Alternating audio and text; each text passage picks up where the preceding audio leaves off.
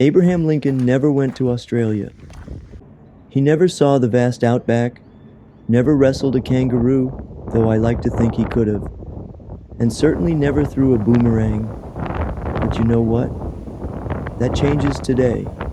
Armed with a single US penny, the humble copper likeness of Honest Abe, I embarked on a mission to give Lincoln the grand Australian tour he never had.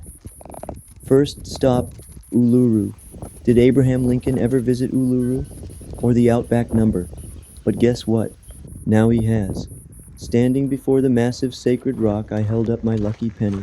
Look, Abe, isn't it majestic? I imagined his tiny engraved face nodding in understanding. This iconic stone has weathered centuries and still holds great meaning and refuge for many. Next stop, off we went to Walpa Gorge in Katachuta. As we walked between the towering red rock formations, I held Lincoln up to the sunlight. How about this, Abe? A bit different from the Lincoln Memorial, huh? He didn't answer, but I like to think he was impressed.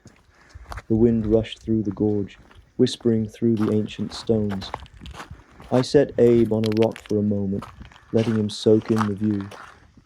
Not bad for a 1-cent tour, I said. Next stop, Sydney. I took Abe for a stroll through Hyde Park, his copper complexion gleaming in the sun. Welcome to Sydney, I told him, though he didn't say much. Strong, silent type. That one. We reached the Archibald Fountain, its waters sparkling, the statues watching. Time for a dip, I said, holding him up. If he had a face for protest, he didn't show it. With a flick of my wrist, Lincoln soared, spinning through the air, reflecting the Aussie sky far from his usual American haunts. A splash, a ripple, and he was gone. But not for good. Abe was now clean from the red soil of Australian outback.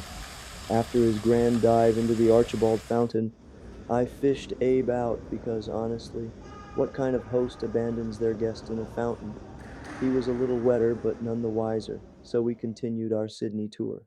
Next stop, the Harbour Bridge. How about a climb? I asked. Lincoln, as usual, remained stoic. Maybe he was still salty about the whole tossing him into water thing. I held him up against the skyline. You see that, Abe? The coat hanger in all its glory? A breeze picked up, and for a second I worried he'd make an unscheduled base jump, but I kept my grip. You've come a long way from a penny the Denver Mint, I mused, slipping him back into my pocket. Next stop, the Sydney Opera House. Did Lincoln ever enjoy a night of opera in Australia? Nope, but now he has. As I stood before the iconic white structure and reminded me of the Lincoln Monument as a venue, Lincoln sits.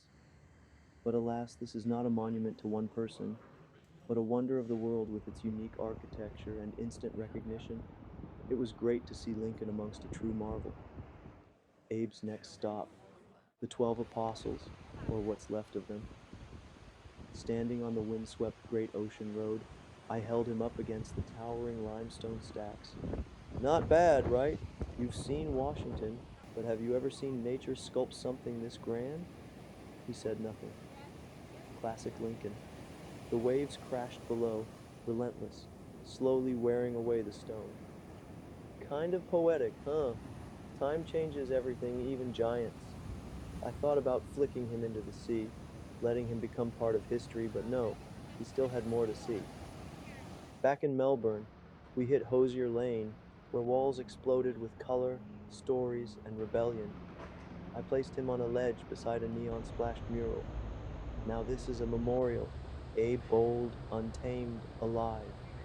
For a moment, under the glow of street art, he almost looked like he belonged. By the end of the trip, Lincoln had been to more Australian landmarks than most Americans.